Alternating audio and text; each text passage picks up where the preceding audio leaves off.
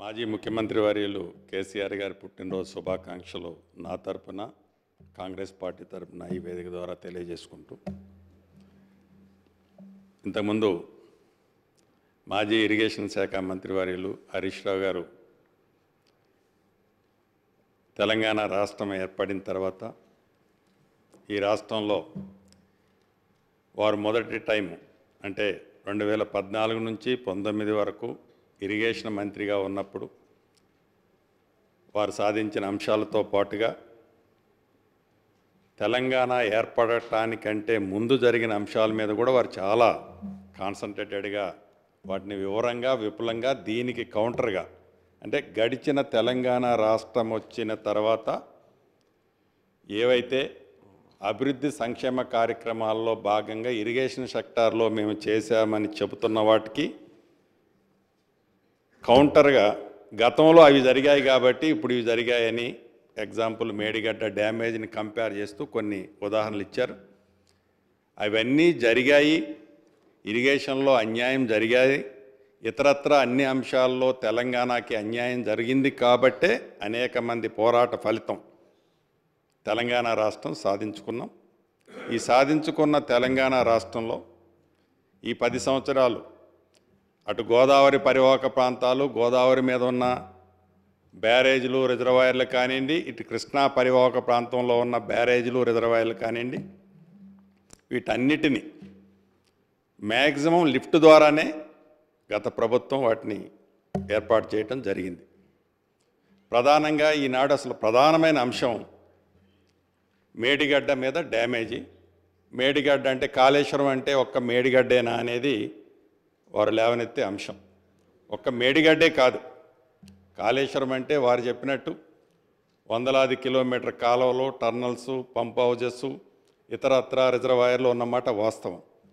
ఇందాక హరీష్ రావు గారు పెద్దలు చెప్తూ ఈ కాళేశ్వరం మీద గత ప్రభుత్వం ప్రాణహిత చేవెల్లో 14 టీఎంసీల కెపాసిటీ రిజర్వాయర్ ఉంటే ఆనాడు సిడబ్ల్యూసి ఏదైతే గైడ్ చేసిందో దానికోసం దాని ప్రకారం 140 టీఎంసీల రిజర్వాయర్లు మేము ఏర్పాటు చేశామని చెప్పారు. డెఫినెట్గా అది మంచి కార్యక్రమే. దాంతోపాటుగా ఏదైతే పాలమూరు రంగారెడ్డిలో కూడా రిజర్వాయర్లు ఏర్పాటు చేశారు. ఇక్కడ 2 చోట్ల రిజర్వాయర్లు ఏర్పాటు చేసిన వాళ్ళు సీతారామ ఉమ్మడి ఖమ్మం జిల్లాకు సంబంధించి సీతారామ ప్రాజెక్ట్ వచ్చినప్పుడు అక్కడ రిజర్వాయర్లు ఎక్కడా 1 టీఎంసీ కోసం కూడా ఏర్పాటు చేయలే. మరి ఇక్కడ 2 చోట్ల చేయాలి లేకుంటే సిడబ్ల్యూసి కమిటీ నిర్ణయించింది అనే అంశాన్ని సీతారామ ప్రాజెక్టులో మిస్ అయ్యారనేది వారికి ఒకసారి ఈ వేదిక ద్వారా గుర్తు చేస్తుంది. రెండోది, గౌరవ ముఖ్యమంత్రి గారు కానీ, మా ఇరిగేషన్ శాఖ మంత్రివర్యులు కానీ, మా ఎల్ఏ మినిస్టర్ గారు కానీ, డిప్యూటీ సీఎం గారు కానీ ఏదైతే ప్రధాన ప్రతిపక్ష నాయకులు కల్వకుంట్ల చంద్రశేఖరరావు గారు సభలో ఉంటే ఎందుకు ఉండాలని కోరుకుంటుందంటే అధికార పార్టీ వారు స్టార్టింగ్ నుంచి ఎండ్ వరకు ఈ ప్రాజెక్టులన్నిటినీ శిల్పం చెక్కిందే నేను, ఈ డిజైన్స్ నా మెమరీలో ఉన్నాయని చెప్పిన వారు ఈ డ్యామేజెస్ జరిగిన తర్వాత సొల్యూషన్ కూడా వారు ఇవ్వగలుగుతారు, ఇని సొల్యూషన్ ఇస్తారనే ఉద్దేశంతో పదే అనేక పర్యాయాలు మా మంత్రి గారు, ముఖ్యమంత్రి గారు ఈ వేదిక ద్వారా వారిని కోరటం జరిగింది. అయినా వారు రాలే. ఇక్కడ ప్రధానంగా మనం గమనించాల్సింది ఏదైతే ఈ కాళేశ్వరం ప్రాజెక్టు ఓపెన్ అయ్యే నాడు ఆనాటి ముఖ్యమంత్రి కల్వకుంట్ల చంద్రశేఖరరావు గారితో పాటు ఇంకిద్దరు ముఖ్యమంత్రులు హాజరయ్యారు. ఈ హాజరైన ఆ వేదిక సాక్షిగా ఆనాడు చంద్రశేఖరరావు గారు అన్న వర్డ్స్ ఏంటంటే ఇది ఒక దేవాలయం లాంటి ప్రాజెక్టు, ప్రపంచంలోనే అద్భుతంగా కట్టిన ప్రాజెక్టు, చాలా బ్రహ్మాండంగా కట్టాము అని ఆ రోజు అన్నారు. మంచిది. ఇదే కల్వకుంట్ల చంద్రశేఖరరావు గారు 4-5 రోజుల క్రితం నల్లగొండ వెళ్ళినప్పుడు వాళ్ళకి పని బాట లేదు, బొందలగడ్డకు పోయారు అన్నారు. ఆనాడు దేవాలయమైన మేడిగడ్డ, ఈనాడు అధికార పార్టీ ఏదైతే ప్రత్యక్షంగా డ్యామేజ్ అయిన ప్రాంతాన్ని చూడటానికి పోయినప్పుడు అది బొందలగడ్డ ఎలా అయిందో వారు ఒక్కసారి ఆత్మ పరిశీలన చేసుకోవాల్సిన అవసరం ఉంది. మీరు చేసిన దాన్ని, మీరు ఏదైతే తప్పు జరిగింది అది మేడిగడ్డ వల్ల జరిగింది, మీరు ఆతృతలో జరిగిందా, మీ పర్సనల్ ఇంట్రెస్ట్ ఏముంది దాంట్లో నేను బోటల్లా. అయితే ఇందాక గౌరవ ముఖ్యమంత్రి గారు చెప్పారు ఏదైతే గత ప్రభుత్వం తెలంగాణ ఏర్పడిన తర్వాత మొట్టమొదటిసారిగా ఆనాడు రిటైర్డ్ అయిన ఇంజనీర్లతో ఒక కమిటీ వేసి ఆ కమిటీ రిపోర్టుని అసెంబ్లీ సాక్షిగా తెలంగాణ ప్రజలకి పూర్తిగా వివరించారు. ఆ వివరించిన దాంట్లో భాగంగా అది అయిన తర్వాత దాని మీద ఈ 3 బ్యారేజీలకు సంబంధించింది ఆనాడు ఇంజనీర్స్ కమిటీ 3 బ్యారేజీలకు సంబంధించిన ఒక నివేదికలు అంటే ఎస్టిమేట్స్ ప్రిపేర్ చేశారు. ఇదైన కొద్ది రోజులకే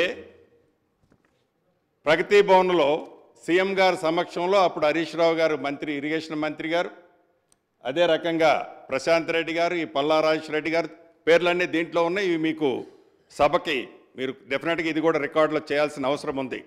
అంటే వారి ఆతృత, ఈ మినిట్స్లో కనిపిస్తున్న ఆతృత, వారు కంగారు, ఎంత తొందరగా కట్టాలి, ఎంత తొందరగా కట్టి ఆతృతే తప్ప ఈ ప్రాజెక్టు సస్టైనబిలిటీ ఎంతుంటుంది అనేది డెఫినెట్గా మిస్ అయ్యారన్నది ఈ సభ ద్వారా వారికి తెలియజేయదలుచుకున్నాను. దీంట్లో రెండో అంశం, ఇందాక మాజీ మంత్రివర్యులు హరీష్ రావు గారు చెప్తూ మహారాష్ట్రకు సంబంధించిన దాంట్లో గత ప్రభుత్వం అంటే కాంగ్రెస్ ప్రభుత్వంలో లెవెల్ 152 దగ్గర రిక్వెస్ట్ ఆనాడు ఉండే. ఈ 152ని 148కి మేము వాళ్ళు 148కి ఫ్రమ్ ది బిగినింగ్ నుంచి ఎప్పుడైతే ఆనాడు ఉమ్మడి ఆంధ్రప్రదేశ్లో ప్రాణేత చేవల్ల కట్టాలి అని అన్నప్పుడు 148లో మీరు కట్టుకోండి అనేది వాళ్ళు మొదటి నుంచి చెప్తున్నారు. దాన్ని మేమేదో సాధించినా మీరు ఏమి సాధించారు అని పెద్దలు హరీష్ రావు గారు ఈ వేదిక మీద ఇందాక వారు సంబోధించారు. మనం కొత్తగా సాధించింది ఏమీ లేదు. ఆనాడు మహారాష్ట్ర ప్రభుత్వం 148 కట్టడానికి వాళ్ళే అంగీకరించారన్నది కూడా వారు గమనించాల్సిన అవసరం ఉంది. దాన్ని ప్రత్యేకంగా మీరు సాధించింది లేదు. నిజంగా ఆ రోజు కాంగ్రెస్ ప్రభుత్వం దాన్ని యాక్సెప్ట్ చేసి ఉంటే ఆ రోజే అది కంప్లీట్ అయ్యేది. 142 నాట్ 152, 138కి 148 152 148 ఈ 148 అనేది ఆ రోజే యాక్సెప్ట్ అనేది ఈ సభ ద్వారా మాజీ మంత్రివర్యులు హరీష్ రావు గారు గమనించాలనేది రెండో పాయింట్. మూడోది, ఏదైతే ఈ కాళేశ్వరం కానివ్వండి, ఈ కాళేశ్వరంలో 3 బ్యారేజీలు పదే మొన్న నల్గొండ సభలో కల్వకుంట్ల చంద్రశేఖరరావు గారు ఈనాటి ఉన్న ప్రభుత్వంలో ఉన్న పెద్దల దద్దమ్మలు అదే నేను ఉండుంటే నీళ్లు ఇచ్చేవాడిని, గోదావరి నీళ్లు డ్యామేజ్ అయినా కూడా గోదావరి నీళ్లు లిఫ్ట్ చేసి సస్యశ్యామలంగా నీళ్ళు ఇచ్చేవనేది ఆ వేదిక సాక్షిగా వారు చెప్పారు. వారిని ఈ వేదిక ద్వారా త్రూ హరీష్ రావు గారి ద్వారా ఒకటే మీ ద్వారా చెప్తున్నాను. ఇది నవంబర్ నెలలో అంటే మీరు అధికారంలో ఉన్న 45 రోజులకు ముందే కూలిపోయింది మేడిగడ్డ ప్రాజెక్టు. 45 రోజులకు ముందు కూలిపోయిన తర్వాత ఈ 45 రోజుల్లో ఎన్ని క్యూసెక్స్ ఎన్ని టీఎంసీల వాటర్ని పంపు చేసి మీరు ఇరిగేషన్ కోసం రిజర్వాయర్లో నింపారు అనేది మీరు ఒక్కసారి ఆత్మ పరిశీలన చేసుకోండి. ఆనాడు ఆపద్ధర్మ ముఖ్యమంత్రిగా మీరే ఉన్నారు. కనీసం ఒక్క టీఎంసీ వాటర్నైనా రివర్స్ పంపించి ఈనాడు మీరు నేనున్నట్టయితే సస్యశ్యామలంగా నీరు ఇచ్చేవాడిని, రెండో పంటకు నీళ్ళు ఇచ్చేవాడిని అని చెప్తున్నారు. ఈ 45 రోజుల్లో కొత్త ప్రభుత్వం రాకముందు ఎలక్షన్ నోటిఫికేషన్ వచ్చిన తర్వాత ఆ 45 రోజుల్లో ఆ ప్రాజెక్టు కుంగిపోయి క్రాకులు ఇచ్చిన తర్వాత నీళ్లు ఉన్నాయని చెప్పిన మీరు ఎందుకు నీటిని రిజర్వాయర్లోకి మీరు పంపలేకపోయారు అంటే కొత్త ప్రభుత్వం వచ్చిన ఈ 60 రోజులు 70 రోజుల్లో ఈ ప్రభుత్వం మీద పదే పదే మీరు విమర్శలు చేసే పరిస్థితి ఈనాడు మీకు లేదు. మీరు కొత్త ప్రభుత్వానికి సూచనలు ఇవ్వగలుగుతారు.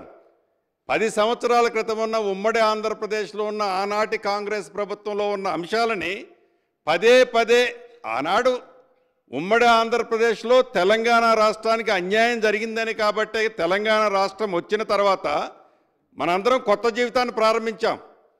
పద్దాక పాత జీవితంలోకి పోయి ఆనాడు కాంగ్రెస్ పార్టీ ఆనాడు ప్రభుత్వం అన్నదానికంటే ఈ కొత్త ప్రభుత్వంలో మమ్మల్ని విమర్శించే పాయింట్ నాట్ వన్ కూడా లేదనేది గౌరవ సభ్యులు మీ ద్వారా గమనించాలనేది నేను తెలియజేసుకుంటున్నా. ఇక ఏదైతే ఈ రిజర్వాయర్లు బ్యారేజీలు ఉన్నాయో అది మేడిగడ్డ కానీ ఇతరత్ర బ్యారేజీలు ఎస్టిమేట్ మీరు ఒకటి చేశారు. ఎస్టిమేట్ చేసిన తర్వాత ఆ estimate cut off wall upstream కానీ downstream cut off wall కానీ ఆనాడు మీరు cut off wall RCC concrete వాల్తో చేశారు. చేసిన దాన్ని వర్క్ మీరు స్పీడ్ కావాలన్నా మీ ఇన్నర్ ఫీలింగ్ ఏంటో నాకు తెలియదు. యుద్ధ ప్రాతిపదిక మీద ఆ డిజైన్ చేంజ్ చేసి ఆ డిజైన్ చేంజ్ చేయటమే ఈనాడు ఆ ప్రాజెక్టులు పట్టిన అధోగతి అనేది ఈ వేదిక ద్వారా మీ ద్వారా వాళ్ళకి తెలియజేస్తున్నాను. నిజంగా ఆ డయాఫ్రమ్ వాల్ కాంక్రీట్ వాల్తో చేసి ఉండి ఉంటే ఆ శాండ్ని పర్ఫెక్ట్గా కాంపాక్ట్ చేసి ఉండి ఉంటే ఈనాడు ఆ రాఫ్ట్ కుంగేది కాదు, ఆ డ్యాము షింక్ అయ్యేది కాదు. ఈనాడు తెలంగాణ ప్రజల ఈ వేలాది కోట్ల డబ్బు దుర్వినియోగం అయ్యేది కాదనేది ఈ సభ ద్వారా మీకు తెలియజేస్తూ చివరగా నేను చెప్పేది యుద్ధ ప్రాతిపదిక మీద ఇదొక్కటే కాదు, ఇదొక్క డ్యామే కాదు, మిగతా ఉన్న అన్ని డ్యాములో ఈ 3 పిల్లర్లే కాదు. ఇందాక ఉత్తమ్ కుమార్ రెడ్డి గారు ఇరిగేషన్ మంత్రి గారు చెప్తున్నట్టు 2వ డ్యామ్లో సీపేజ్ మొదలైంది, 3వ డ్యామ్లో కూడా బుడగలు వస్తున్నాయి. ఈ 3 పిల్లర్లే కాదు సేమ్ సిస్టమ్. ఈ 3 పిల్లర్లు అన్నది డ్యామ్కి ఒక ఎడ్జ్లో జరిగిన డ్యామేజ్. ఇప్పుడు సెంటర్లో అటుపక్క ఎప్పుడో అడుగున్నర కుంగింది. ఆ అడుగున్నర కుంగిన తర్వాతనే మహారాష్ట్ర సైడ్ అడుగున్నర కుంగిన తర్వాతనే దాని మీద ట్రాఫిక్ని మీరు బంద్ చేశారు. అప్పుడు మీ ప్రభుత్వం చాలా పర్ఫెక్ట్గా ఉంది. ఆనాడే మీరు శ్రద్ధ తీసుకొని ఉంటే మొన్న ఇది డ్యామేజ్ జరిగి ఉండేది కాదు. ఇప్పటికైనా దాన్ని పర్ఫెక్ట్గా కొత్త ప్రభుత్వంలో మేము ఆతృతపడి ఏదో హడావుడి పడి తప్పులు చేయాలనే ఉద్దేశం ఈ ప్రభుత్వానికి లేదు. చిత్తశుద్ధితో గతంలో మీరు చేసిన దాన్ని నిజంగా మీరు ఒప్పుకుంటారా ఒప్పుకోపోతారా అది మీ ఇష్టం. కానీ ప్రజలు గమనిస్తున్నారు. విజువల్స్ కనపడుతున్న దాన్ని కూడా మీరు అంగీకరించకపోవడం అనేది చాలా బాధాకరం. అంగీకరించిన దాన్ని కూడా మీరు ఆతృతతో కట్టారా, ఎవరు కట్టారు, ఎంతమంది కట్టారు, ఎట్లా కట్టారు, డిజైన్లు ఎందుకు మార్చారు, దీనికి కారకులు ఎవరు, ఎంతమంది సస్పెండ్ చేశారు, వరద వచ్చినప్పుడు ఎన్ని పంపులు మునిగిపోయినాయి, పంపులు మునిగిపోవటానికి కారణం ఏంటి, దాని మీద చర్యలు ఏం తీసుకున్నాము అనేది కూడా మనం గమనించాల్సిన అవసరం ఉంది. తప్పకుండా ఈ ప్రభుత్వం చిత్తశుద్ధితో గౌరవ మంత్రి గారు కానీ ముఖ్యమంత్రి గారు కానీ మా ఎల్ఏ మంత్రి గారు కానీ చాలా వివరంగా చెప్పారు. వీటి మీద మీరు చేసిన తొందరపడి ఈ ప్రభుత్వం తప్పులు చేయాలని ఈ ప్రభుత్వానికి లేదు అనేది చాలా స్పష్టంగా మీ ద్వారా గౌరవ మంత్రివర్యకు తెలియజేస్తూ నిజంగా కల్వకుంట్ల చంద్రశేఖరరావు గారు కూడా సభకు వచ్చి ఉంటే వారు అనుభవంతో ఏదైతే దాన్ని ఇన్డెప్త్గా ఆనాడు స్టడీ చేసి కట్టారో ఆ కట్టింది యువతల డిబేట్ ఈనాడు జరుగుతున్న తర్వాత ప్రత్యక్షంగా కనపడుతుంది. కాబట్టి ఆ కనపడ్డ దాన్ని ఎలా రెక్టిఫై చేయాలనో మంచి సూచనలు ఇచ్చి ఉంటే ఈ ప్రభుత్వం తప్పకుండా స్వీకరించి ఉండేది. అటువంటి పరిస్థితి లేకపోవటం, వారి సభకు రాకపోవటం కూడా నిజంగా దురదృష్టకరం అని మీ ద్వారా ప్రధాన ప్రతిపక్ష సభ్యులకు తెలియజేసుకుంటూ సెలవు తీసుకుంటున్నాను.